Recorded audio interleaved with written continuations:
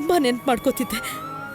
ಬೆಳಗ್ಗೆ ಎದ್ದಾಗ ಏನು ಅನ್ನಿಸ್ತಿತ್ತು ಅಂದರೆ, ಅಯ್ಯಯ್ಯೋ ನಾನು ಪಟಾಪಟ್ ರೆಡಿ ಆಗಬೇಕು, ನನ್ನ ಬೇಬಿನ ರೆಡಿ ಮಾಡಬೇಕು, ನನ್ನ ಟಿಫಿನ್ ರೆಡಿ ಮಾಡಬೇಕು, ಅವಳನ್ನ ಸ್ಕೂಲ್ಗೆ ಕಳಿಸ್ಬೇಕು.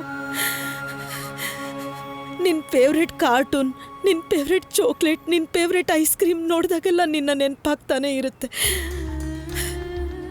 ನಿನಗೆ ಮಮ್ಮಿ ನೆನಪೇ ಆಗಿಲ್ವಾ? ನಿನ್ನ ಮಮ್ಮಿನ ಮಿಸ್ ಮಾಡ್ಕೊಳ್ಳಿಲ್ವಾ? ಹಾಂ, ಹೇ ಬೇಬಿ, ನೀನು ನನ್ನ ಪುಟ್ಟಿ ತಾನೆ. ಯಾಕೆ ಇಷ್ಟೊಂದು ಬದಲಾಗೋಗಿದ್ಯಾ? ಹಾಂ, ಏನಾದರೂ ಆಯ್ತಾ ಕಂದ? ಏನಾದರೂ ಆಯ್ತಾ? No, I fine.